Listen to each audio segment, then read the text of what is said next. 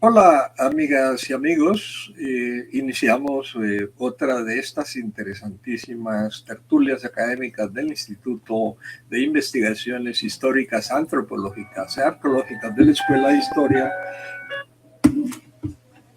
Eh, Siguiendo el tema de la etnicidad que hemos estado desarrollando durante el último mes.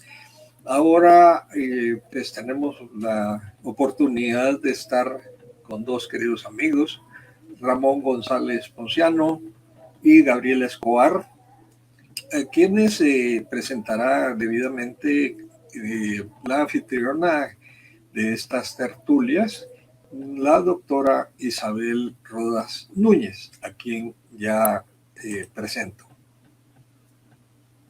Muy buenas noches. Muchas gracias, Edgar, por el espacio y pues bienvenidos todos a esta cuarta tertulia sobre el tema de lo ladino. Hoy tenemos el gusto, como dijo Edgar, de conversar acerca del libro de Ramón González Ponciano, La Patria del Chumo, junto con Gabriela Escobar, que está trabajando también en una cátedra en la Landívar, la cátedra del pasado del tiempo presente, y pues es un gusto que podamos reunirnos en este espacio y pues solo recordar que las tres anteriores tertulias han tratado sobre, primero con Sergio Palencia y Edgar Esquit, sobre el contexto de la economía de plantación y cómo el concepto de ladino se constituye en esas relaciones que son marcadas más que todo por la violencia y la coerción, más que la construcción de la ciudadanía. Una segunda tertulia con Yolanda Aguilar y Herbert Bolaños, que trató más sobre la contemporaneidad de enfrentarse a la definición del ser ladino, ¿no? de cuestionarse qué significa y descubrir que haya agolpado una serie de conceptos y contenidos y prácticas que precisamente dibuja y relata Ramón en su texto que vamos a desarrollar la conversación el día de hoy, pero cómo desde la subjetividad se vive esa historia no reflexionada. Es la toma de conciencia de que tiene una profundidad histórica estos contenidos y estas prácticas alrededor de las identidades no indígenas. Una tercera tertulia con la que intentamos abrir este tema de lo ladino, de lo no indígena, de la blancura, del aspiracionismo y del ascenso social a través de la representación de lo blanco, lo occidental, a través de los casos de Chile y de Argentina. Y lo que resalto de esa conversación fue la construcción de la ideología del mestizaje y la invisibilización de lo blanco y el borramiento de lo indígena. Y precisamente el texto de Ramón lo que se basa es en la idea fuerte, digo yo, pienso, es no hay una construcción de esa idea de mestizaje en la construcción nacional como sucedió en Chile y Argentina, sino todo lo contrario, hay un repudio por al igualamiento, ¿no? Es una idea central en el texto de Ramón.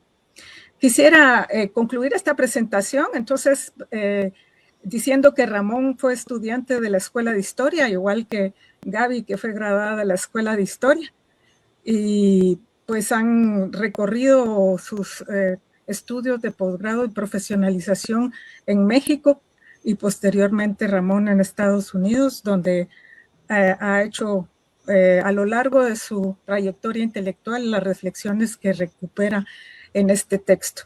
El texto está dividido en dos partes, dice Ramón, una histórica y una etnográfica.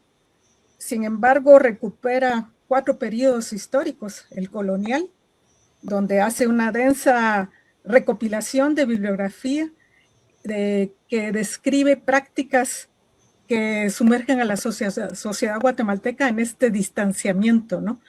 Pero que van acompañadas de conceptos que consolidan esos contenidos de la práctica y que vuelven a cerrar los espacios para precisamente no poder construir esa relación de ciudadanía, bueno, ya en el periodo, en el siglo XIX, y que sería el segundo momento que trata el libro de Ramón, con también abundantes fuentes documentales. Un tercer periodo que trata sobre la instalación de los antropólogos norteamericanos y una escuela antropológica en Guatemala con bastante dificultad de emerger, para terminar en una etnografía de lo contemporáneo sobre lo ladino. Entonces, quisiera ahora dejarle la palabra a Gaby para que recupere las ideas que atraviesan estos momentos históricos de la constitución de lo que ha significado ser ladino y otros tantos conceptos que son que se van construyendo a lo largo de esta historia de prácticas y de discursos en la construcción de lo nacional y de la ciudadanía guatemalteca. Bueno, pues buenas noches, saludos a todas las personas que nos están viendo, saludos a Ramón, Isabel y Edgar. Tal vez voy a empezar un poco lento, pues, recordando o anunciando que estamos celebrando en esta sesión que pronto va a ser publicado el libro de Ramón, que es un trabajo de larga data. Lleva, creo yo, más de 20 años desde que se empezó a elaborar. Y pues quisiera celebrar esto, ya que Ramón fue una de las personas que salió por razones políticas, ¿verdad? Salió al exilio en los años 80 y junto a otros intelectuales guatemaltecos que salieron al exilio, pues se han dedicado a analizar el país desde el punto de vista histórico y también desde todos sus procesos contemporáneos. Entonces pienso que esta sesión también es un homenaje a su trabajo y es una celebración por la pronta publicación de su libro. Luego también quisiera dar algunas características de este trabajo de Ramón. En primer lugar, que Ramón es muy generoso en citar, comentar, utilizar el trabajo de los intelectuales guatemaltecos, que muchas veces no sucede. Entonces, Ramón recurre a una multiplicidad de fuentes impresionante, ¿verdad? También que el trabajo de Ramón es muy original, agudo y también complejo. Eso no quiere decir que le tengan miedo a leerlo, más bien que se animen a leerlo. Es no convencional, es irreverente, ¿verdad? Y definitivamente, pues, sorprende o salta a la vista, pues, porque a diferencia de mucha producción que se ha hecho en los últimos años en Guatemala, pues él no recurre a frases hechas, lugares comunes o procedimientos de investigación convencionales, ¿verdad? También se distancia de ensayos propiamente, vamos a decir, teoricistas e incluso barrocos o que no se pueden comunicar con la población, y a la vez se distancia de trabajos, digamos, positivistas en un sentido manualero. Y lo que al final de cuentas le interesa a Ramón es el país en su vida, en su dinámica cotidiana, concreta, con sus contradicciones, sus personajes, sus procesos, sus acontecimientos, ¿verdad? Me gustaría resaltar eso, que él recurre a trabajo de archivo, a trabajo etnográfico, que es un hombre fascinado, un personaje, Ramón, fascinado por la vida cotidiana y por no simplificar o hacer prototipos de lo que pasa en nuestro país. Y bueno, empezar diciendo que ya entrando a los argumentos del libro, Ramón inicia su introducción, digamos, muestra que su base es la obra de Severo Martínez y de Guzmán Bockler, el debate que se arma en los 70s, que todos sabemos que en Guatemala es fundacional para entender el tema étnico racista, y lo que hace es, en lugar de reproducir esta idea de que son dos bandos opuestos, ¿verdad? Los que estamos con Severo, los que estamos con Guzmán Bockler o nos consideramos seguidores de uno o de otro, es retomar algunos argumentos o ideas de alguno de los dos y también rechazar otras. Y en primer lugar, de Severo yo diría que toma esta idea de historizar a Ladino, y de Guzmán Bockler toma la idea de caracterizar ideológicamente a las clases altas o clases dominantes en Guatemala. Pero a la vez cuestiona claramente de Carlos Guzmán Butler, cuestiona su visión esencialista, ahistórica de Ladino, y su idea, creo que eso es una de las cuestiones fundamentales, su idea de que Ladino es el enemigo y el contrario del indígena. En ese sentido, lo que Ramón propone, o uno de los argumentos que propone, porque son varios, y los varios que son tienen un estatus importante cada uno, es que el ladino se podría pensar como nativo no blanco y como mestizo popular.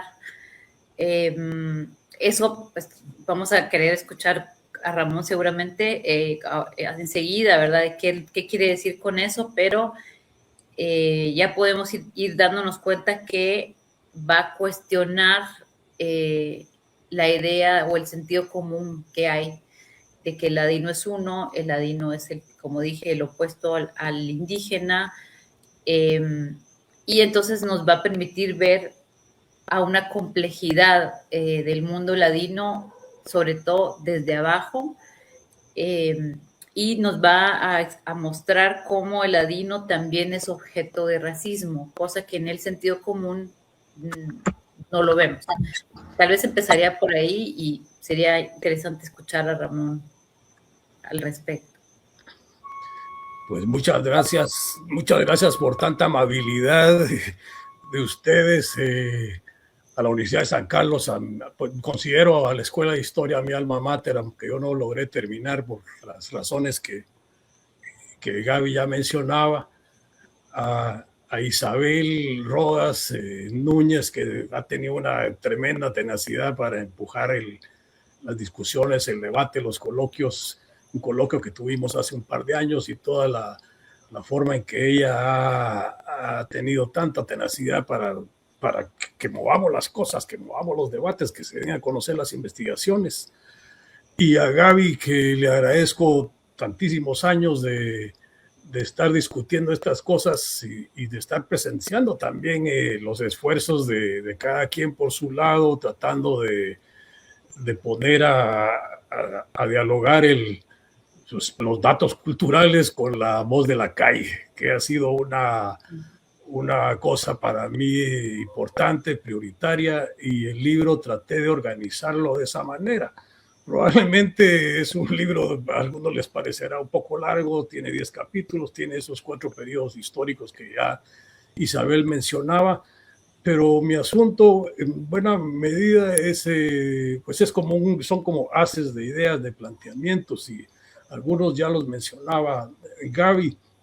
Yo estoy partiendo de la idea provocadora con el título del material, que se llama La patria del Xumo, racismo antiplebeyo y repudio del igualamiento en Guatemala. Ese es el nombre completo del libro.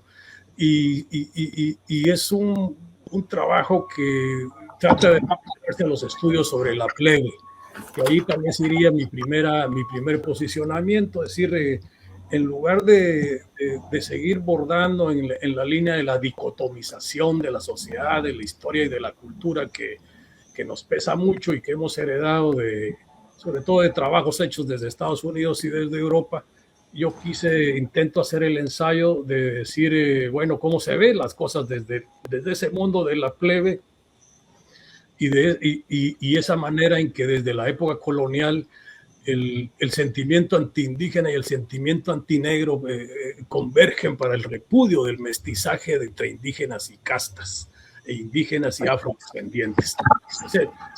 Esa ruta me parece que es válida explorarlo. Yo trato de hacer mi elaboración para el contexto colonial guatemalteco, en el esfuerzo de ir mostrando esto que Gaby ya señalaba, de decir, todo ese ladino casta vilipendiado, denigrado, invisible prácticamente en el esquema de las 2 repúblicas de españoles y de indígenas. ¿Qué pasó con toda esa muchedumbre que a su vez entró en procesos de estratificación y algunos casos opciones de movilidad social? y motivado por, sobre todo por estos posicionamientos de Guzmán Bocler en torno al colonialismo interno, leyéndolo a él y luego hablando, platicando, porque varias de estas cosas también las platicamos con Guzmán Bocler en vida. A mí me llamó la atención que estaba todo ese gran espacio invisible, de decir, toda esta sociedad fuertemente jerárquica, que es otro de los hilos conductores del libro, es decir, la obsesión clasificacionista,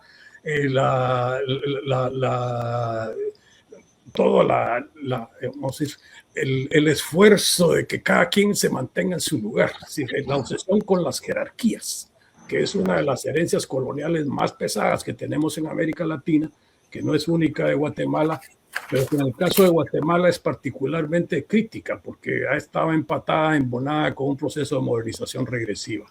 Entonces, el asumir ese espacio conceptual, el construir unas preguntas sociológicas o socioantropológicas en torno a ladino como nativo, no como el ocupante, como ha sido la estrategia culturalista frecuente, sino el ladino de extracto popular, el ladino que no tiene muchas ansias, que no tiene muchas opciones de movilidad social, aunque la historia agraria del país demostraría lo contrario.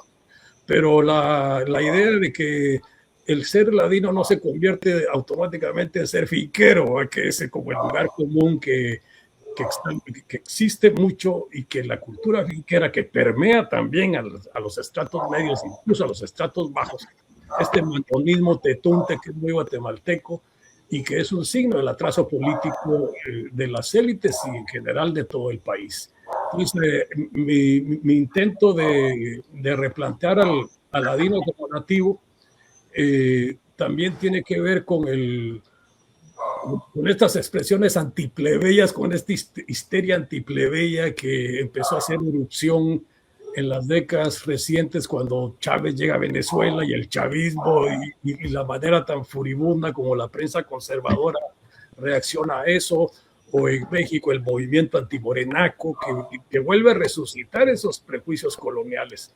Entonces yo he rastreado el sentimiento antichumo y anticholero, y encontrando en esos repertorios lo que uno encuentra en el campo, me doy cuenta que ahí hay evidencia para entonces ensayar esta visión, como decía, del latino como no blanco, y que traducido esto al mundo de la cultura popular resultaría en algo semejante, no en todos los casos, pero sí comparable a Los hijos de la chingada en México, que Octavio Paz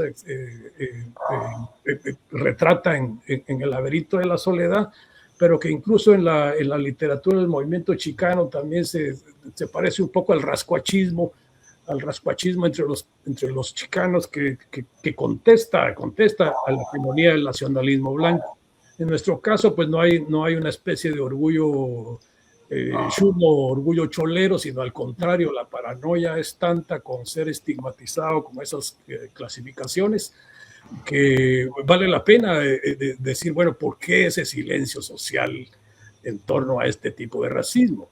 Y por qué también la necesidad de que el sentimiento antiindígena, que es el rector más potente en el racismo nacional, cómo la discusión o los debates en torno al racismo en el país debieran salir del espacio restringido del mero racismo en el sentido estricto, y asumir las relaciones de dominación, que es a mí, como decía al principio, en donde me interesa ubicar las cosas. Es decir, hay una tendencia a mezclar un poquito la modernidad con la modernización, o las raíces de estas con la evangelización, considerada sinónimo de cristianización y de civilización de los indios, pero también de los mulatos y de los ladinos, que es esa necesidad de hacer ese rastreo retro hacia atrás que yo presento en el libro, pero que en los capítulos específicos etnográficos yo ya voy metiendo elementos de por qué pienso que es importante hacer una radiografía etnográfica de los hijos de la gran puta, y cómo en ese universo cultural está presente esa rabia del mundo colonial en revuelta de la que hablaba Frantz Fanon, están presentes esta mezcla grotesca, escatológica, de contestación de violencia verbal, simbólica, pero también práctica. Si la historia del maltrato y del abuso en el país, cómo como resultado de la modernización regresiva, surgen ese tipo de respuestas. No me quiero extender más y no perderme para dar oportunidad a que Gaby e Isa introduzcan otros elementos. Yo quisiera que ampliaras o abundaras más en este concepto de modernización regresiva, porque es precisamente lo que permite comprender las fronteras entre lo interno y el vínculo con lo internacional, ¿verdad? Porque también mostras en tu libro cómo la migración a Estados Unidos despierta nuevas formas de discriminación y señalamiento, de marcar nuevamente la frontera entre los que son y los que no son, ¿verdad? Sujetos de reconocimiento, o sujetos de consumo, o sujetos ciudadanos, ¿verdad? Entonces, ¿qué es esta modernización regresiva, Ramón? Pues el interés de plantearlo como modernización regresiva, pues yo lo vinculo a mi propia formación en la escuela de historia y luego en México y en Estados Unidos, y a esa época en que cuando desde la teoría de la dependencia, en particular Celso Furtado, hablaba de la formación económico-social y de la división integral, de la división internacional del trabajo, cómo nosotros como economía de plantación nos integramos al mercado mundial como mano de obra barata y más semiesclava y mano de obra barata, como aportadores de materias primas. Entonces, la población está participando activamente en ese mercado laboral de trabajo, pero al mismo tiempo está excluida de los beneficios que el liberalismo prometió en cuanto a ciudadanía, en cuanto a educación, en cuanto a derechos individuales y colectivos, podría decirse también. Entonces a mí me llamaba la atención ese contraste, ¿verdad? Porque el discurso sobre la integración social de los indios, como se decía en la jerga política y académica en el siglo XX, insiste mucho en la falta de integración.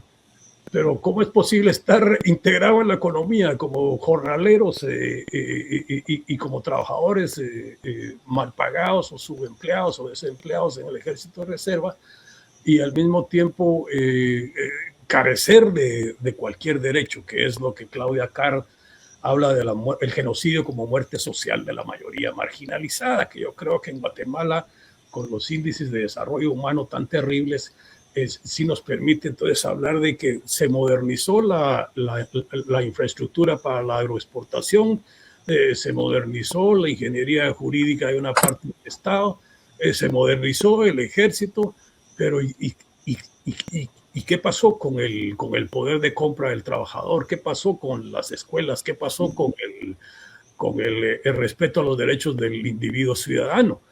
Entonces me llamaba mucho la atención que, por ejemplo, todos los discursos sobre que el pueblo no está listo para la democracia, que arranca desde época de la colonia hasta viene a aterrizar con el arzuismo en fechas recientes y la democracia tutelada y la necesidad de que el país lo dirija más bien un consejo de sabios o de senadores vitalicios, como decía el difunto Armando de la Torre. Entonces, más lo de la modernización regresiva va en la línea de algo que le escuché ahora un par de meses a Leonel Toriello al decir que Guatemala es como que en Estados Unidos hubiera ganado el sur, la guerra de secesión o esa guerra civil en donde los esclavistas estaban guerreando contra los abolicionistas. Entonces, en Guatemala, entonces, esa regresión ha tenido jalones desde el liberalismo, desde la época del liberalismo colonial. El 54 es probablemente el más trágico porque pues muchos de los que lo padecieron y lo hemos padecido están vivos y continúa esa impronta regresiva en el sentido de que ha sido más barato apuntalar el mito del nativo Aragán, los discursos sobre la araganería, la dictadura como necesidad política o más recientemente la limpieza social como bandera electoral, que es otra de estas narrativas sobre el exterminio de los desechables. Entonces es un lugar en donde, como decía un exfuncionario, un exministro de Finanzas, cuyo nombre no voy a decir, decía, Guatemala no es... no es un país, es un lugar en donde cada quien llega, monta su tienda, explota, se favorece las cifras de la macroeconomía y luego se va y luego queda ahí su plata. Entonces, ya voy cerrando entonces esto de la movilización regresiva, pero gracias por mencionarlo, Isabel, porque es como que dice un concepto central en toda mi argumentación. De acuerdo. Gaby, no sé si querés... Sí, gracias. Qué bueno que nos fuimos por esta idea también de los conceptos centrales del libro. Bueno, uno de esos pues, es el de modernización regresiva. De hecho, aparece en gran parte de la obra de Ramón. Y otro, no solo el otro, es el de la blancura. La blancura como una ideología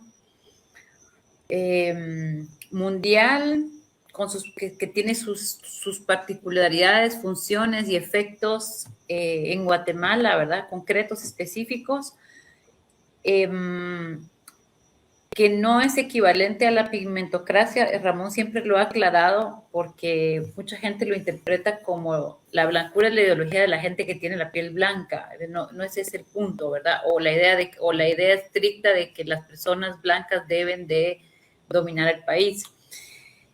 Es una ideología que va más allá de la pigmentocracia y que implica básicamente una identificación profunda con el capitalismo neoliberal, con el consumismo, con la idea de la superación individual, de la supuesta meritocracia o de la meritocracia individual, de que cada quien está donde está porque se ha esforzado para tenerlo o no se ha esforzado. Y es una ideología que justamente está como el otro concepto que Ramón utiliza todo el tiempo es el de hegemonía. Es una ideología hegemónica en el sentido de que está presente o interiorizada en todas las clases, ¿verdad? Funciona en pos o en beneficio principal o fundamental de la patria del criollo, que por cierto ya no es la patria del criollo de Severo, es una patria donde una élite se ha transformado, se ha complejizado, donde se han integrado otros sectores, pero funciona para ellos, en beneficio de ellos, pero también es una ideología que sigue el mundo popular. Y Ramón dice, bueno, los ladinos pobres también la siguen y en una manera y en muchas ocasiones se autovilifican, son vilificados a partir de la blancura, pero también se autodenigran al seguir esta ideología. Yo diría que también, y eso no lo menciona en el libro Ramón de manera directa, pero la población indígena también claramente tiene interiorizada esta lógica de la blancura. Entonces, en esta patria, entonces, en esta lógica, digamos, es una ideología de dominación, pero Ramón también rescata que la patria del criollo y de alguna manera su ideología de blancura, anticholera, anti-maya, anti-shuma, está en decadencia, dicen, apenas lo dice en una frase. O si no está en decadencia, por si lo dice, está en decadencia, al menos hay que tomar en cuenta que es cuestionada de distintas maneras y que también hay una ideología popular antioligárquica, anti-Guatemala, esa es la forma renovada, digamos, o nueva, en Guatemala. Entonces yo le quisiera preguntar a Ramón un poco sobre este punto. Que nos cuente cómo ve justamente la profundidad en la que se ha insertado la ideología de la blancura en el mundo popular en Guatemala y a la vez cómo ve esa posibilidad de contestación o esas expresiones de contestación. que, por ejemplo, pues aprovecho para mencionarlo, lo mencionaste al respecto o a propósito de la huelga de Dolores o chistes, etcétera.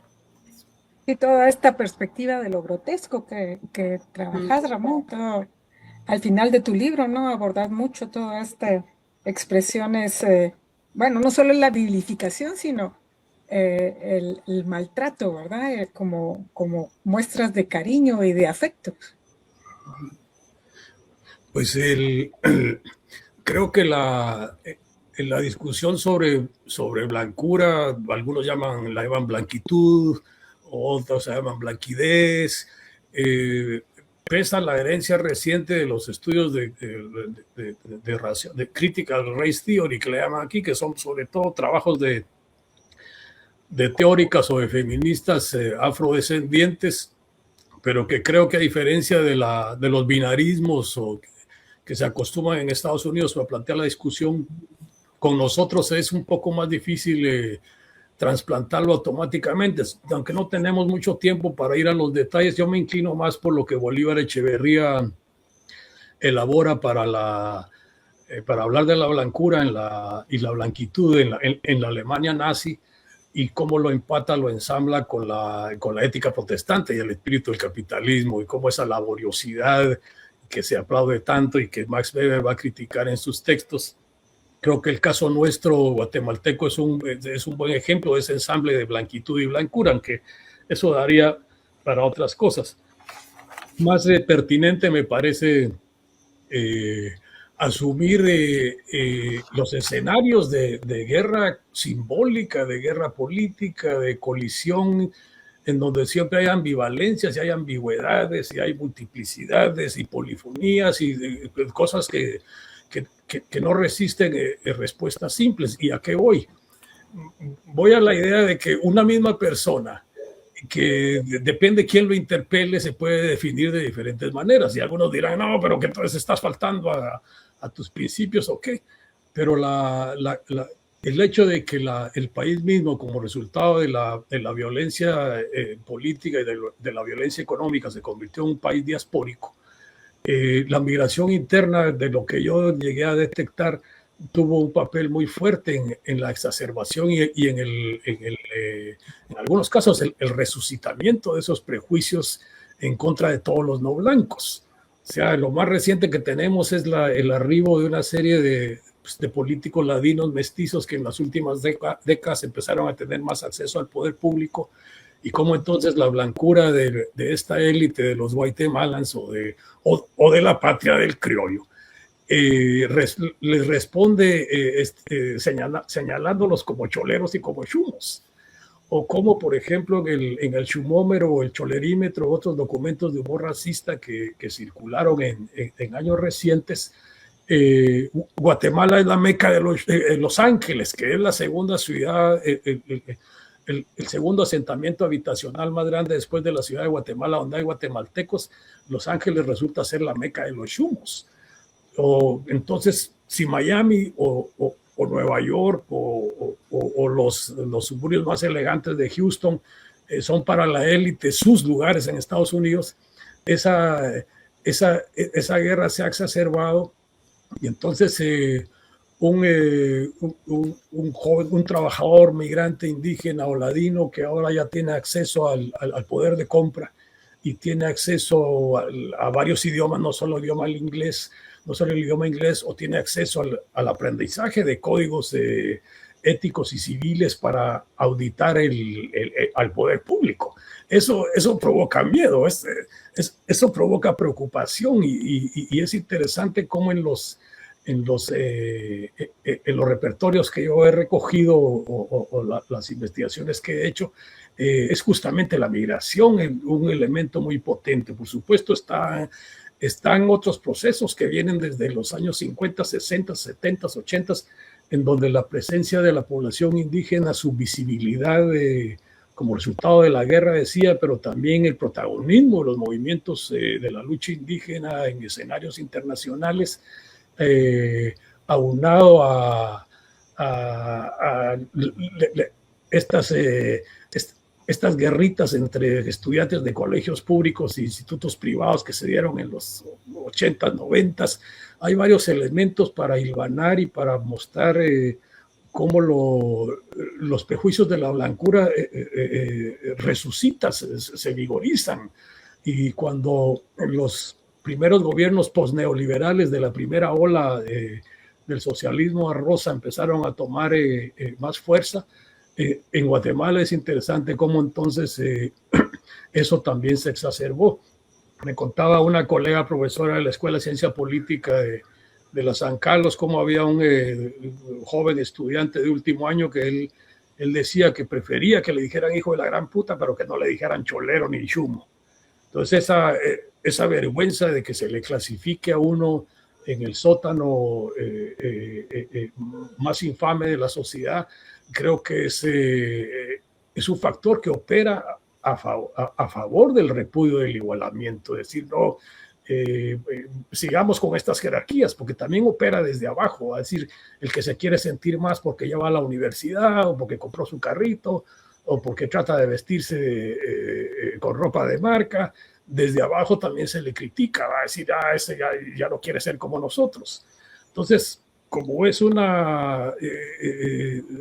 son procesos que necesitan mayor investigación y que no resisten respuestas simples, uno de los espacios en donde yo veía también que se pueden observar esas colisiones es el espacio de lo grotesco popular y de la escatología presente en el uso de las malas palabras.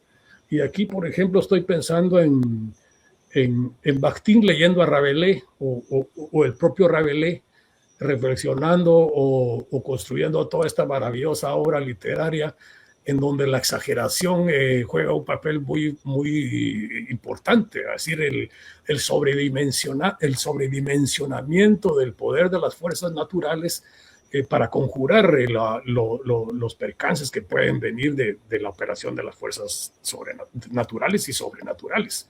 Entonces, por ejemplo, el hijo de 60,000 y el papel de las excrescencias del cuerpo que recuerda la vigencia del cuerpo antiguo versus el cuerpo moderno de la burguesía ya más disciplinado. Entonces, las malas palabras y en particular la huelga de Dolores y la Semana Santa son como dos procesos en donde este espíritu carnavalesco burlón por el lado de la huelga y expiatorio por el lado de la Semana Santa, entran en juego esas excrescencias y entra en juego el miedo cósmico, que es como lo conceptualiza algunos autores ingleses que retoman esta discusión y que a mí me pareció útil aplicarla al caso de Guatemala. Entonces, yo creo que aunque las malas palabras no se pueden considerar una contestación con un contenido plenamente emancipatorio, porque son parte de cierto masculinismo tóxico y son parte de la historia de maltrato y del abuso, sí llega a constituir un arte verbal que es con un fuerte arraigo popular, pero en el cual las élites y los estratos altos también se lo reapropian.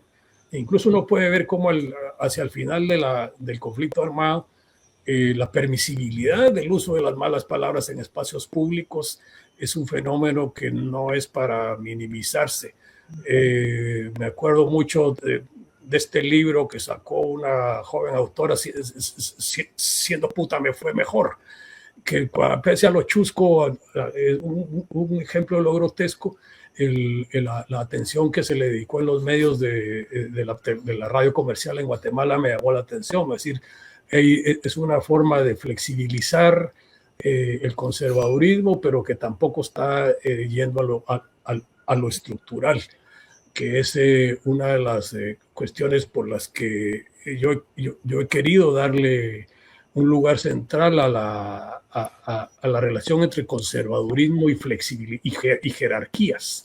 Digamos, la obsesión con la visión jerárquica del mundo y estar casados todo el tiempo con eso, porque así hemos sido, porque hace 100 años que lo hacemos así, porque no, aquí es Guatemala y aquí no es México, y toda esa alergia, esa fobia al reformismo social, que ha operado también a favor de que, sobre todo entre amplios sectores de población mestiza, se normalice los anacronismos estructurales. Entonces, esa necesidad de buscar siempre una línea de conexión con la cuestión estructural, creo que es un aporte, un posicionamiento muy guatemalteco, y que a veces en los debates en el exterior causa cierta alergia a decir, bueno, ¿y cómo puedes explicar las relaciones interétnicas en Guatemala sin decir una sola palabra sobre la economía de plantación, como era en décadas anteriores? Entonces es evidente que los guatemaltecos han trabajado bastante en eso. Necesitamos pues, tenernos un poco más respetito al respecto, porque finalmente hay una acumulación de diagnosis, de prospectiva, de documentación, de manejo del dato específico, y que es material muy valioso para lo que tenemos que construir como reforma de la sociedad o como revolución más profunda de estructuras que están ahí y que no van a lograr sobrevivir, o que van a continuar esta dinámica de degradación y de autodenigración, que es uno de los desastres más terribles que achacables a ese conservadurismo sociorracial que es interclasista, que es hasta intercultural, como decía Gaby, al interior de la sociedad indígena. Es poco lo que sabemos sobre la manera en que esos prejuicios asociados al color de la piel, pero sobre todo al poder de compra, al dinero y al acceso al poder político. ¿Y hasta dónde los análisis de clase o analizarlo como un problema de racismo? ¿Cuál sería la diferencia? ¿O qué aporte se puede dar si se comprende esto como un problema de construcción racista hacia los segmentos y sectores populares, o de este ladino nativo del que estás puntualizando en tus descripciones etnográficas en el texto? Ese ha sido como el gran problema conceptual metodológico en el que hemos estado metidos, ¿verdad? Porque a mí me llama la atención cómo Charles Bagley, por ejemplo, por ahí de los años 60, él empieza a hablar de clase social, de una raza social. Habla de Guatemala como un lugar de razas sociales. Por supuesto, se lo iban a comer vivo, porque en sentido estricto, teórico, conceptual, iba a ser muy difícil explicar que, por ejemplo, que los ladinos o los indígenas son una raza social, o que la gasolina, de explicarlo en términos de grupos étnicos también, cómo eso en algunos contextos sirve y en otros contextos simplemente ya no, porque la estratificación al interior de la sociedad indígena no es un fenómeno menor. Y mucho ha contribuido a cierto reduccionismo homogenizante, transtemporal, derivado de toda esta ola teórica, de toda la moda del identitarismo salido sobre todo de las universidades de Estados Unidos, que borraron la agenda de la lucha de los trabajadores, criticaron los fracasos de la izquierda centroamericana en la construcción de un sujeto nacional popular, y le dieron más preeminencia a las desigualdades no clasistas. Entonces, una ganancia, pero no atribuible solo a eso, sino más bien a la lucha anterior. Toda la crítica a la sociedad patriarcal y al poder patriarcal, que me parece que es un fenómeno importante, pero que en el caso nuestro, por eso me interesa a mí llevar la discusión del racismo como hegemonía de la blancura, y la blancura como una ideología que adoptada por quienes se asumen parte de una minoría planetaria con derecho a someter a los que consideran incivilizados, atrasados o insurrectos. porque entonces vemos los más mestizos de los mestizos en Perú, en Guatemala, o en Chile, o en México, o proceder a actuar con una rabia virulenta, con un desprecio en contra de los indígenas o de los afrodescendientes, sin darse cuenta que ellos son, que es como que se estuvieran despreciando a sí mismos. Entonces, este tipo de procesos, creo que en el ámbito de la hegemonía y de la guerra cultural, o como diría don Armando de la Torre, de la disputa por el liderazgo moral, eso crea más problemas, porque, por ejemplo, alguien en sectores populares que no tiene pisto ya en Guatemala, pero que se siente o se comporta como que tuviera pisto.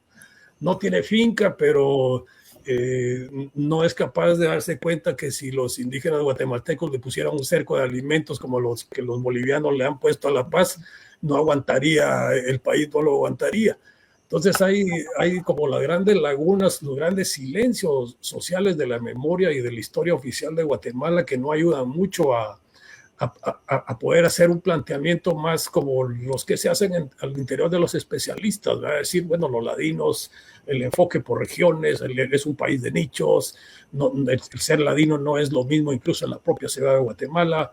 En el país tenemos un apartheid de facto, pero que sin embargo tiene fronteras porosas. O sea, si antes la neta era ir si uno no tiene pisto, pero quiere ir a vitrinear, bueno, se va al Boulevard Los Próceres o se va a la Pradera y ahora se va a Cayalá, pero pues, no tiene pisto para llegar a los otros shopping centers que están en donde vive la clase pudiente. Entonces, todo este gran fracaso, porque en realidad es un fracaso, pues, alguien podría decir que el balance de la blancura guatemalteca como instrumento hegemónico es un signo de éxito de los sectores dominantes, y yo creo que sí podría considerarse así, pero también está la contestación, y está la contestación contrahegemónica que con problemas se ha asumido como hegemonía, aunque en lugares como la Escuela de Historia o en algunos sectores de la Landívar y del Valle sí ha prosperado.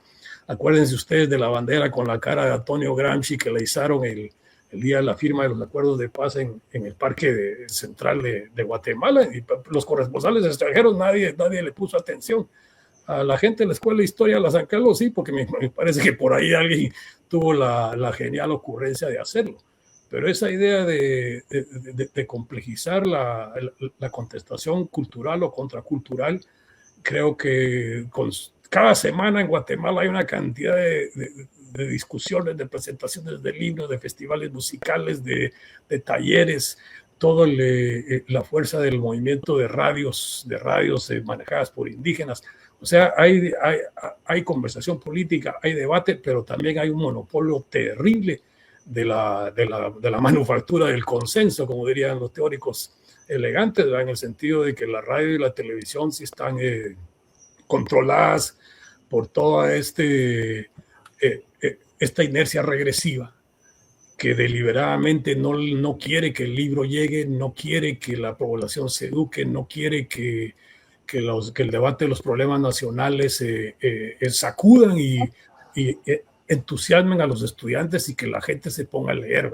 Y Guatemala tiene esa impronta en su historia. Guatemala ha producido y sigue produciendo muy buenas estudiosas, muy buenos estudiosos todos. Entonces la materia que hace falta para ordenar el país, pues ya está listo. El país está listo. Para un país tan pequeño no debiera costar tanto ordenarlo. Pero esos escenarios de guerra cultural y de guerra política al tenor del ascenso neofascista contemporáneo, creo que es importantísimo valorarlos, porque el país pudiera llegar a una reconversión productiva o a asumir una etapa transicional, porque de lo contrario sí se van a profundizar las fracturas y el atraso político de las élites va a ser como dice Toriello, ganó el sur, ganaron los esclavistas, pero pues no hay mal que dure 100 años ni gente que lo aguante.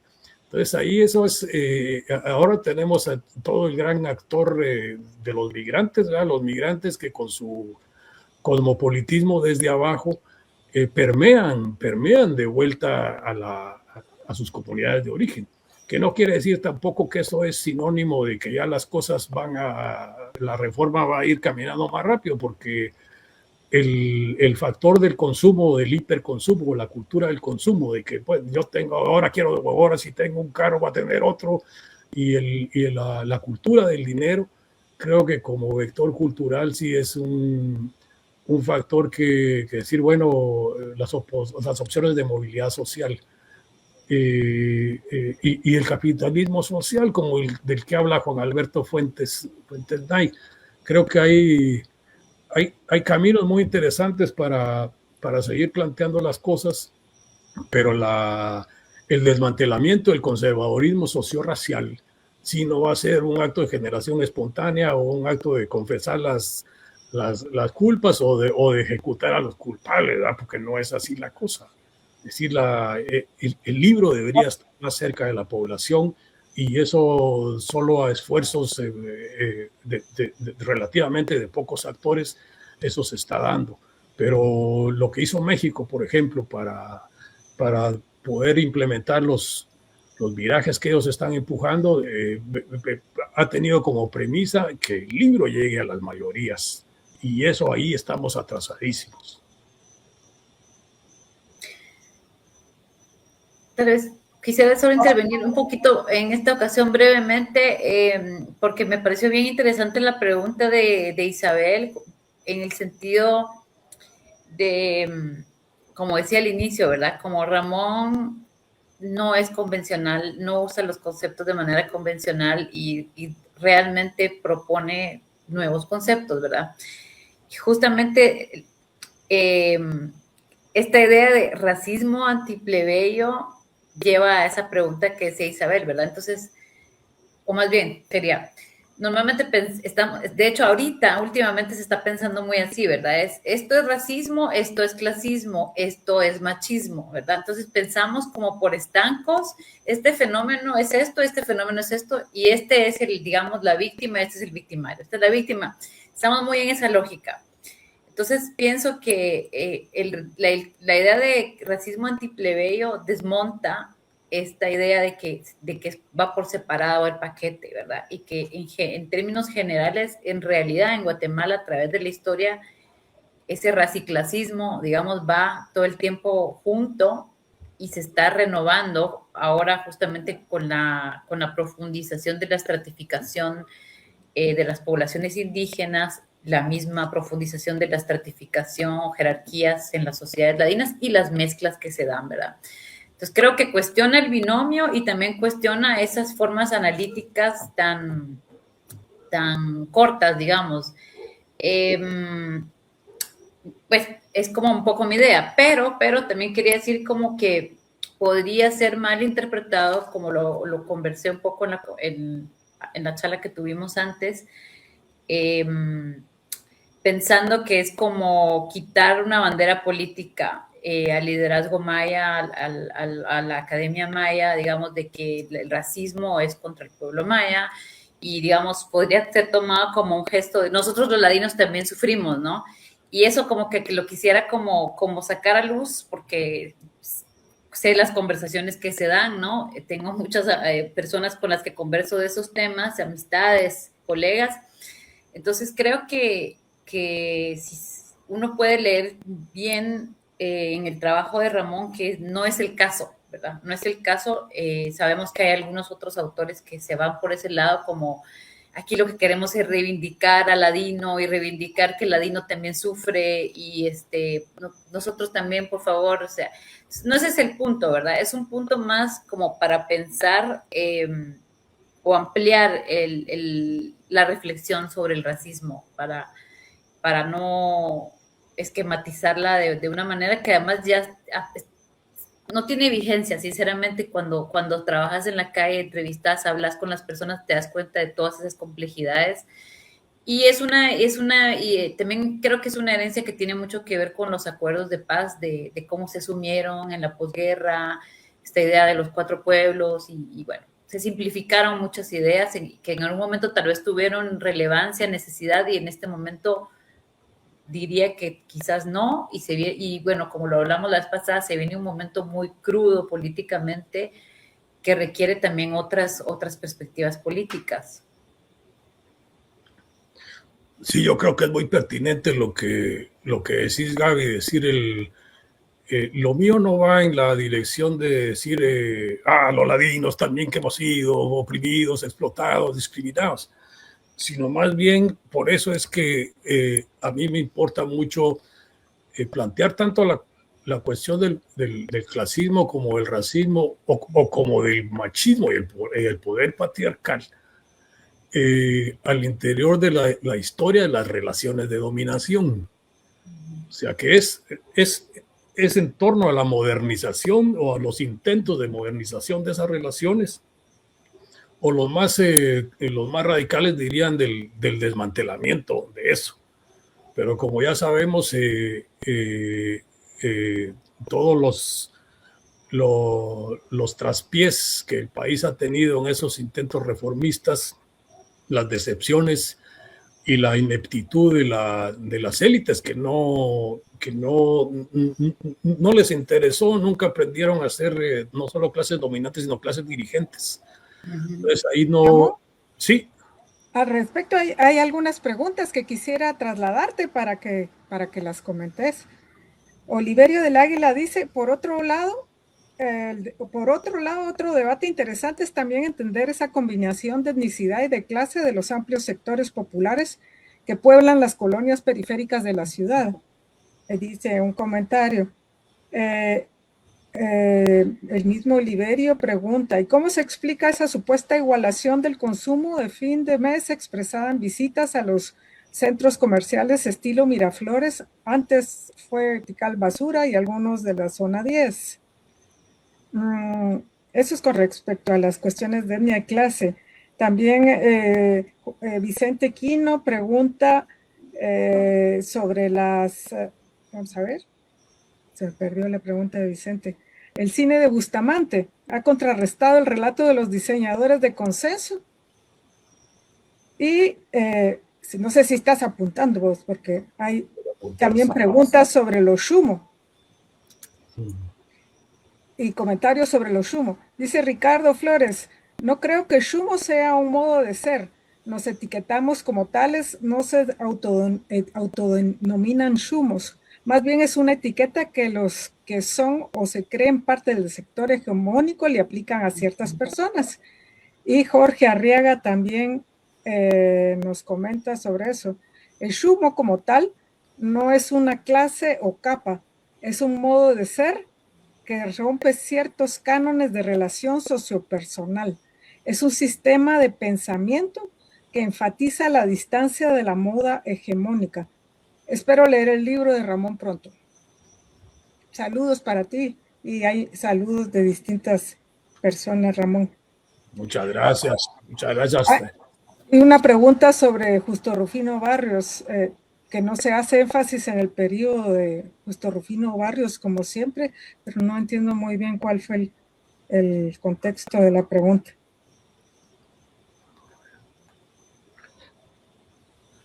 Pues, ¿querés que empiece ya? Y pues Milo Ángel dice que vamos a hacer un club de lectura con tu texto, así ampliamos la discusión. Gracias por nombrar y ampliar el lenguaje, porque en la USAC los lenguajes académicos en la aula están súper debilitados. Muchas gracias. Muchísimas gracias, en realidad, por tantas gentes queridas que nos acompañan y que esta es una reunión rápida y probablemente no le podemos hacer justicia a las inquietudes y a las preguntas de las colegas, de los colegas y los comentarios de Gaby y de Isa, pero me gustaría abordar este asunto del consumo y cómo los espacios de consumo a veces no es porque la gente tenga la plata para ir a comprar lo que está ahí, pero la manera como opera la fábrica de fantasías y las ansiedades que el sistema también las estimula y las explota. Creo que Guatemala es un estudio de caso interesante para mostrar eso, a decir, en los documentos que yo incorporo en mi trabajo, es interesante cómo tanto el cholerímetro o el mida su cociente shumencial o el shumómetro, el carro, el gran tótem de la modernidad capitalista es importantísimo. Cómo giran muchas discusiones para denigrar alrededor del carro, el tipo de carro que se tiene, si es un carro chocado traído de los Estados Unidos o si tiene el sobreadorno que se le criticaba mucho a los chicanos, que el sobreadorno como un marcador de inferioridad social o cultural. Entonces, en esta fábrica de fantasías creo que es complejo porque no ha sido un tema clásico de la antropología meterse con eso, ¿verdad? Y porque más bien lo que está haciendo es reclamar nuevos estudios de etnografía urbana, que los hemos descuidado, así como está súper descuidado. Ya Gaby nos contaba en un inventario de temas rápidos sobre muchos temas importantísimos que no están siendo abordados y que a veces la gente pues invierte demasiado tiempo en la metateoría o en la teoría sofisticada y se le olvida la especificidad del dato concreto. Pero pues eso daría para otro asunto. Sí me gustaría hacer un comentario rápido sobre Jairo Bustamante y tal vez no podría ser posible pues hacer una valoración que por supuesto es positiva sobre la contribución suya a poner el tema indígena en el horizonte internacional. Pero también quisiera mencionar algunos desacuerdos que creo que es importante decirlos. Cuando apareció esta película Ixcanul, solo María Aguilar, la historiadora María Aguilar, y su servidor, yo que todavía colaboraba en esa época en nuestro diario, mostramos nuestro desagrado en el hecho de que se proyectara una imagen de la población indígena que corresponde a los discursos degeneracionistas de los años 20 y de los años 30. Es decir, es este retrato de que los indígenas son borrachos, que son sucios, que son haraganes. Entonces, yo analicé la película, tuvimos un debate aquí en Stanford sobre la película y yo creo que la mirada del mundo ladino o del mundo criollo hacia el mundo indígena con pretensiones de solidaridad o de solidarismo o de justicia o de justicialismo, a veces todavía tiene ese tipo de ingredientes tutelares paternalistas que no asumen de que todos estamos subidos en el mismo barco.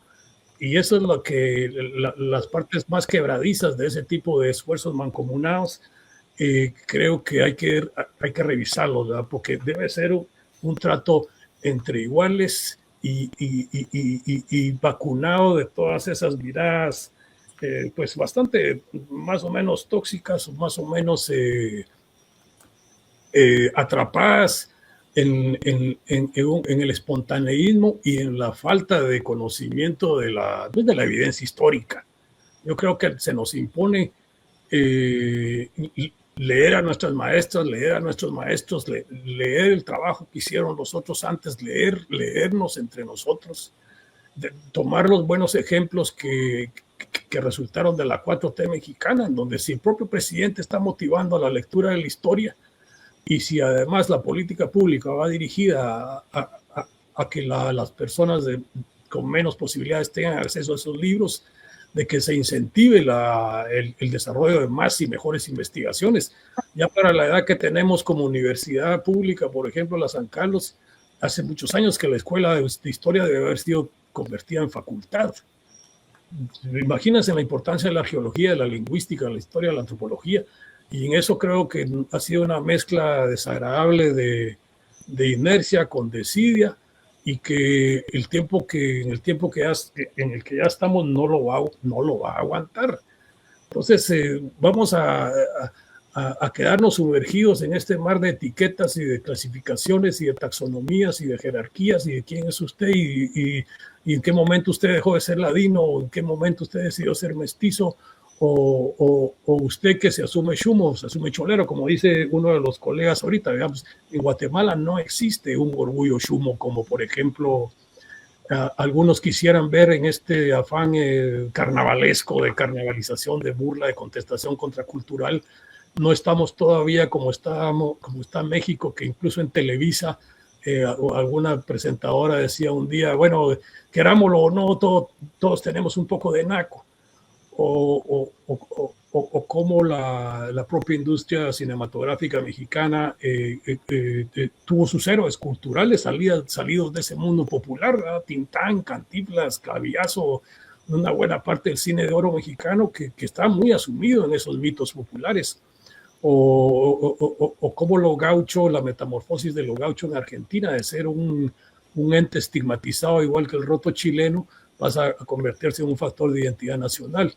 Y con nosotros no, con nosotros es tanta el factor regresivo que no hemos llegado ni siquiera a un mestizaje oficial al estilo de la cultura nacional en México, sino que tenemos que pasar por nuevas purgas y nuevos procesos de desmantelamiento, de reforma de las mentalidades, para que, por ejemplo, por lo menos el nuevo Estado o el Estado emergiendo reconozca el derecho indígena a la par del derecho occidental, que el rango de la educación bilingüe intercultural venga mejor acompañada y toda una serie de políticas públicas que no van a ser dádivas que se concedan desde un lugar central, desde el Estado, sino que sí requieren de una participación mucho más amplia, y que tiene que incluir a la diáspora guatemalteca que estamos en el exterior. Porque Víctor Pereira, por ejemplo, el difunto Víctor Pereira, que en mucha paz descanse, él decía como resultado de la represión política, Guatemala, si esa represión que se dio en Guatemala se hubiera dado en Estados Unidos hubiera perdido por lo menos 1 millón de sus mejores profesoras, de sus mejores dirigentes políticos, de sus mejores músicos, de sus mejores artistas, de todo el capital humano que se necesita para que un país funcione. Entonces nosotros perdimos eso, pero el país lo ha ido recuperando, lo ha ido reponiendo. Y ahora la burguesía intelectual, como sectores de pues tal vez será excesivo llamarles, pero es un hecho, de la oligarquía de izquierda o de centroizquierda o de la centro derecha, creo que tienen un buen momento para retomar las tareas que los abuelos o que los padres no lograron. Y eso sí es un buen síntoma, a ver que en las universidades, en todas las universidades de Guatemala, hay esta juventud que sí es más inquieta y que las jornadas de 2015 y las jornadas de 2023 introdujeron pautas muy valiosas para criticar de frente el apartheid de facto que existe en el país. Porque aunque se nieguen, aunque se pudiera considerar excesivo decir que Guatemala es como una Sudáfrica, existe un apartheid de facto. Y tiene sus zonas porosas y tiene sus fronteras tenues, pero eso no quiere decir que el país no necesite de una sacudida un poquito más fuerte, no para propiciar la destrucción de lo que sirve, sino para desembarazarnos de esa inercia, de esa apatía, de ese conformismo, sobre todo en Ciudad de Guatemala, que es como experimento sociológico, como fenómeno de macrocefalia, va a decir, todo se concentra en el país. Es desastroso. El caos del tráfico vehicular es el mejor espejo de lo que el arzuismo y su supremacismo le heredó al país. No sé si hay tiempo. ¿Cuánto tiempo tenemos, Isa? Es que quisiera retomar algo. Sí, unos 10 minutos más. Ok, solo quisiera retomar tiempo, algo. Edgar, todavía. Justo lo que hablaste de Jairo Bustamante. No me voy a referir sí a su trabajo, sino quiero como poner en la mesa, aprovechando que estás aquí, esto de que hay que repensar y hablarlo de manera más directa, hacer un debate sobre esta parte que sí creo que no trabajas en el libro de la solidaridad ladina, ¿verdad? O el ladino solidario con las luchas indígenas o quien se asume como mestizo, de hecho, como solidaridad, como negación del ladino que se cree o se piensa heredero de los invasores. Pienso que aquí se pone en juego todo un debate sobre la profundidad, la autenticidad de esos gestos de solidaridad a nivel histórico que fueron bastante importantes durante la guerra, que hasta están silenciados, no se habla de eso. Y también cómo se confunde solidaridad, empatía, compromiso, con justamente gestos tutelares, paternalistas, en los que, o de apropiación cultural, que ahorita está muy en boga este debate, ¿verdad? Con patrimonialismo, con, digamos, formas de solidaridad que no terminan de solidificarse y de discutirse, si son pedidas, si son, o de tutelar sobre todo, ¿verdad? Como yo dirijo a estos estudiantes indígenas, o yo compilo, yo soy la que compila, o yo soy la que los presenta, o a estos investigadores, o a estos artistas. Creo que eso se está dando mucho, tanto desde el extranjero como todavía también se da en el mundo ladino, o yo soy quien lo puedo representar, ¿verdad? Mi posición siempre ha sido de que no se trata de prohibiciones, porque eso es volver, o de rechazos de esos gestos, porque esos son purismos que además también son conservadores, pero sí al menos de problematizar esas solidaridades que se dan por sentado como positivas, y punto, ¿no? Entonces, bueno, quería como que aprovechar por tu comentario sobre este trabajo, porque creo que se aplica a mucho de lo que se hace y podemos estar incluidos en eso. O sea, así, simplemente porque ni siquiera nos damos el chance de debatir esto. Y también, para finalizar sobre eso, la condescendencia, que creo que es de las cuestiones más graves. Por ejemplo, con la intelectualidad maya no se discute, no se les cuestiona, porque eso es no cabe, ¿verdad? Entonces no hay una relación de tú a tú, sino es una relación condescendiente. Y tal vez terminar con una escena que vi los últimos días que me dejó pensando. A mí me repugna, la verdad, pero habría que discutir muy bien qué significado tiene, por ejemplo, Arévalo y su equipo de trabajo vestido de chiles. ¿Por qué? Prácticamente todos ladinos, ¿verdad? ¿Por qué esa escena podría ser aceptada y no a Otto Pérez y no a Jimmy Morales? ¿Por qué sí? ¿Por qué se siguen haciendo esos gestos? Si en algún momento en la historia de política del país esos gestos van a cambiar de sentido, o siempre van a tener este sentido donde uno siente de apropiación, de oportunismo, no sé si me estoy excediendo en las opiniones políticas. Solo para acotar un poquito la primera parte de tu comentario, Gaby, yo siento que hay siempre una tercerización del antropólogo o norteamericano en esta relación, que lee cuál es la dinámica entre indígenas y ladinos y cómo se monta, e incluso el libro de Charlie Hay lo expresa en las clasificaciones del tipo de ladino que él encuentra, ¿verdad? Que una de las tantas es el ladino solidario, ¿verdad? Pero es siempre como la mirada y la reconstitución de esas jerarquías en dinámicas que surgen de los contextos políticos y económicos en los que convivimos, ¿verdad? Entonces, sí, en la emergencia, ese ojo que nos observa, nos clasifica y nos reclasifica y nos adjetiviza nuevamente, ¿no? Solo para... Y yo no lo digo desde la mirada de Charlie Hell, que definitivamente no comparto, sino desde nosotros, de nuestra propia nosotrosidad, como dice al final Ramón, ¿verdad? ¿Qué queremos de eso? ¿Qué estamos pensando en eso? Sobre eso. Y es que probablemente, yo creo que por ahí iría un poco el asunto de decir quiénes somos nosotros los que hablamos como nosotros.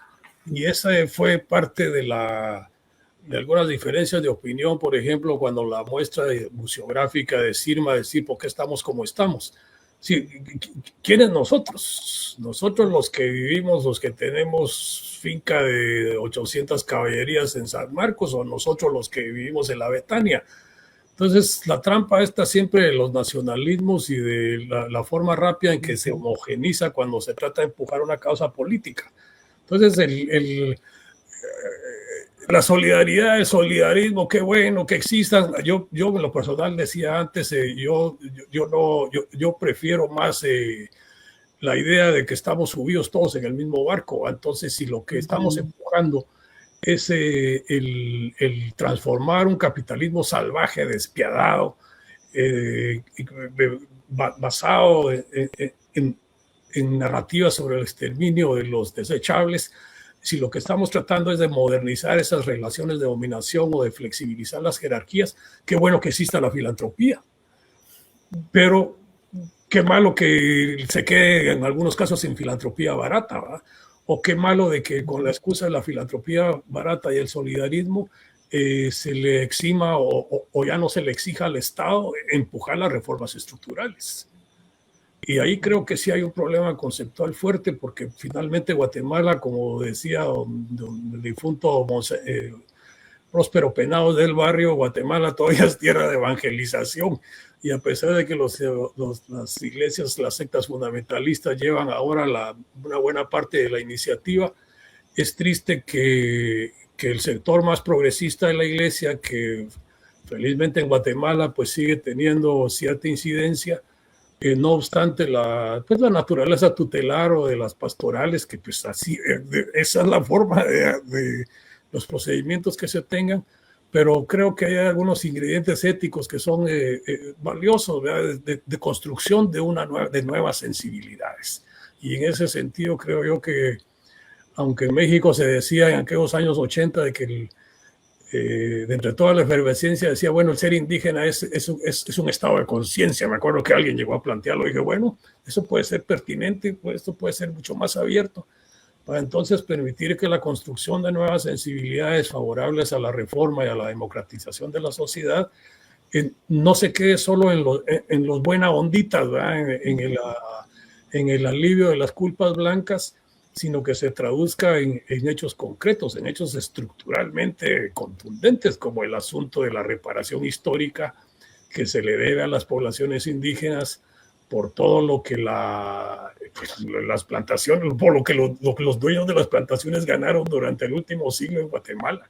Y eso los pone nerviosos, pero si escucharan, por ejemplo, lo que Octavio Paz, recordaran que, no obstante ser un gran poeta, literato de ideas conservadores, cuando fue el levantamiento zapatista en Chiapas, Paz no tuvo inconveniente de decir México le debe una reparación histórica a su población indígena. Y yo creo que en Guatemala no hay que darle muchas vueltas, porque así como los abogados que están llevando casos en el mundo caribeño o en el sur de Estados Unidos contra las familias dueñas de plantaciones, los descendientes de los dueños de plantaciones tabacaleras, algodoneras, azucareras, están llevando esos casos, en Guatemala también es necesario decir, bueno, durante los últimos 100, 150 años, ¿cuánto pagaron de salarios, cuánto pagaron de impuestos y cuánto se le debe al fisco? Y porque la reconstrucción del país no se puede hacer solo con dar 3 centavitos, ¿verdad? O con abrir una ONG. Y yo creo que ahí pues todos los esfuerzos debieran ser concurrentes, y todos los ejercicios para hablar del asunto debieran ser mucho más frecuentes, pero ir concretizándose, como decía, en cosas estructurales contundentes. Te leo un par de preguntas y un comentario. Ricardo Flores pregunta, ¿cómo queda el posicionamiento de la población indígena ahora que una gran parte le rinde culto a una bandera que ni siquiera es del continente americano? Norma Carrillo dice que le gustan tus ideas para pensar Guatemala. Renovás el discurso académico y abrís una puerta para discutir la sociedad guatemalteca de manera profunda. Y Oliverio Castañeda, Te regresaste unos años. Oliverio del Águila, con la visibilización de las autoridades mayas en el 2023, algunos sectores urbanos que se sumaron en los bloqueos se identificaron con cierta raíz maya y cierta solidaridad con los pueblos indígenas, sin profundizar, claro está, con sus orígenes étnicos. Y Milo vuelve a comentar, hay tantos académicos y activistas en ese solidarismo filantrópico barato que denuncia Ramón. Qué buen diálogo, felicidades. Muchas gracias por las preguntas. Reacciono rápido, ¿no? En lo de la bandera fuera del continente y del posicionamiento indígena, me imagino se referirá probablemente al proceso del cristianismo sionista o el sionismo cristiano en Guatemala, que es herencia de la contrainsurgencia Ríos Montista, o que incluso viene un poquito de más atrás. Ahí creo yo que es una de las preguntas pues, geopolíticas mayores del proceso guatemalteco y centroamericano, y que es otro tema tabú que tendrá que discutirse, porque tampoco es para dejar eternamente estas cosas sin decirlo, o para seguir prisioneros de los traumas o de los síndromes que provocó entre nosotros la impunidad. Es decir, la forma en que sobre todo el sionismo le pagó a Guatemala el hecho de que el gobierno de Juan José Arévalo peleara porque se reconociera un lugar para los sobrevivientes de las matanzas en la Alemania nazi. El sionismo le pagó de una forma terrible a Guatemala eso, décadas más tarde, pertrechando a un ejército que, como decía Alberto Torres, no estuvo ahí para defender a su población, sino al contrario, para una guerra de terror en contra de su propia población. Y ahí el sionismo tiene una responsabilidad mayor que en realidad no hay mucho tiempo para discutirlo aquí. Le agradezco mucho a Norma Carrillo sus comentarios. Esto en realidad yo creo que es parte del esfuerzo por revertir la atomización en la que hemos estado nosotros, ¿verdad? Yo en la escuela de historia la recuerdo con mucho cariño, con mucho afecto, es como mi familia. Y a pesar de que yo no logré terminar, sigue siendo como mi familia. Entonces, el revertir la atomización, que creo que es dentro de los que por ahí cada quien hemos ido haciendo lo que podemos, sería una ganancia institucional para el país eventualmente, ¿verdad? Que podamos seguir empezando a converger. Y decía Oliverio, en cuanto a los procesos a la población ladina mestiza que estimulada por la llegada de los contingentes indígenas a la ciudad de Guatemala, fue como un despertar también a su propio ser mestizo. Yo creo que desde la fenomenología o desde la hermenéutica habrían muchas posibilidades para explorar en eso, a qué está pasando en la fábrica cultural sobre todo de las colonias populares, de los asentamientos. Decía un orador en la Betania en uno de esos mítines de esas jornadas históricas que la Betania siempre ha sido anticapitalista. O se decía en la chismografía política del momento como en el Palacio Nacional a esas horas cruciales para el país, sí se estaba, la gente que trabaja en inteligencia estaba pensando seriamente que iba a haber un desborde similar al que yo parafraseo o relato al final del libro. Y es lo que pasó en Guatemala en una novela de ficción política en el momento que un indígena ganó las elecciones a la presidencia. Entonces ese tipo de retrato que se hace en esa novela, yo creo que refleja o muestra algunas de estas contradicciones o estas ambivalencias. Y entre este pobrerío, entre el gran pobrerío de la ciudad de Guatemala y su área conurbada y sus posicionamientos distintos frente a la población indígena. No olvidemos, como ya lo demostraron las investigaciones de Manuela Camus y de Santiago Bastos, y de otros varios, como la ciudad de Guatemala es el centro de población indígena más grande de todo el país. Y ahí hay muchas preguntas en torno al cauce organizativo que puede ir tomando la construcción de esas nuevas sensibilidades. decir, tantos niños, que eso sí me consta, incluso en mi propio entorno de amigos y familiar, que ahora, pues, aunque no hablen bien el cachiquel, pero que van acercándose a esas experiencias de interculturalidad o de reconocimiento intercultural en el seno de las escuelas y en el seno de las familias. Entonces, todo el gran trabajo que ha hecho Rodríguez Guaján en Raché, en promover de que como parte del protocolo político, los funcionarios, aunque sea, hagan el esfuerzo de saludar en el idioma local, desde el lugar en donde se encuentran. Creo que aunque sean gestos simbólicos, van siendo valiosos para ir desmantelando esas estructuras mentales, que creo yo que es lo que requiere más esfuerzo y también mucha paciencia y sobre todo mucho insumo proveniente de investigaciones. Ramón, yo creo que con esta idea nos quedamos, cómo desmantelar esas estructuras mentales, es todo un esfuerzo de sociedad que hay que hacer. Y con la última pregunta, que creo que es también con la que inició Gaby este diálogo, celebrar tu trabajo, celebrar que vas a publicar tu libro y que preguntan entonces cuándo sale a la venta y cuándo podemos comenzar a leerlo y discutirlo más ampliamente.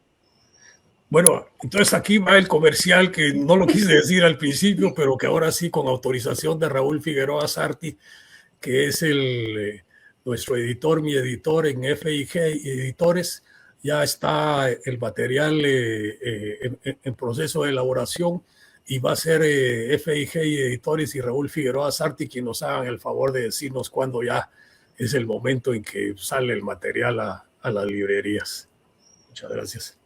Gaby, no sé si querés decir unas últimas palabras también. Sí, solamente decir que muchas gracias, Ramón, por así hacernos ver de formas tan extrañas todas las violencias que nos atraviesan y por provocarnos estos sentimientos. Bueno, al menos en mí ahora que te releí, es como un sentimiento de rabia, justamente al descubrir todas esas violencias que vivimos en detalles, en escenas que a veces no nos damos cuenta, pero también ese sentimiento como de fascinación o de posibilidad de que el sujeto popular, el mundo popular, nosotros los que nos sentimos críticos del poder, tenemos alguna posibilidad de expresarlo, ¿verdad? Y que existen muchísimas, constantes formas de expresarlo, ¿verdad? Entonces es como ese sentimiento de dolor y a la vez de esperanza, lo que diría yo que me dejó tu trabajo. Y un gran gusto compartir con Edgar y con Isabel y felicidades por esta iniciativa.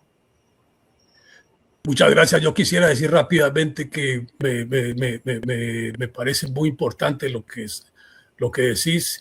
Yo creo que sí hay lugar para el frío optimismo. Creo que también hay lugar para que los sectores populares en alianza con los sectores medios y con sectores de las élites que sí entienden que no es cosa del otro mundo modernizar, la modernización democrática no es cosa del otro mundo. Creo que sí tenemos lugar para un optimismo frío. Yo les agradezco muchísimo, ya saben que las quiero mucho, los quiero mucho. Extraño no poder que estemos más tiempo juntos, pero creo que ya vienen cosas interesantes que nos van a dar la posibilidad de decir, de materializar, de concretizar lo que han sido solo proyectos y sueños.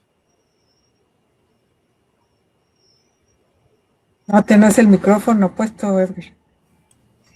Bueno, muchas gracias a los tres. Ha sido interesantísimo, verdaderamente provocativo, motivador.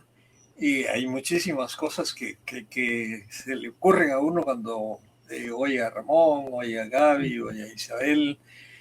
Por ejemplo, el chumismo académico, ¿no? Aquellos postdoctores que vienen de Europa y miran así desde las alturas a los humos académicos que están hacia abajo, ¿verdad? Para ver una de las tantas aristas, o por ejemplo lo que mencionabas del cine de Jairo Bustamante, ¿no? También pensar en ese extractivismo que es muy común en los cineastas, que llegan a las comunidades, se apropian de los temas, de las imágenes, y luego se van y jamás se ven los productos otra vez de regreso en el pueblo. No quiero terminar esta tertulia, y con permiso de Isabel, que es la generadora de esta temática, sin enviar un saludo muy cariñoso a nuestro compañero, amigo, colega de medio siglo, el doctor Óscar Peláez, quien se encuentra padeciendo quebrantos de salud. Y creo que todos estamos pues solidarios con él. Así es que muchísimas gracias a ustedes, muchas gracias. Y yo lo que propongo, Ramón, es que cuando salga tu libro hagamos un seminario, porque esto da para mucho, ¿no? Entonces lo podemos hacer virtual, híbrido, o mejor si es presencial, pero sí da para mucho esta provocativa iniciativa tuya. Excelente. Bueno, muchas gracias a todos por acompañarnos, y hasta una próxima ocasión. Buenas noches. Gracias, feliz noche. Dios, Gracias, Gaby, gracias, Ramón. gracias. Gracias. Muchísimas gracias.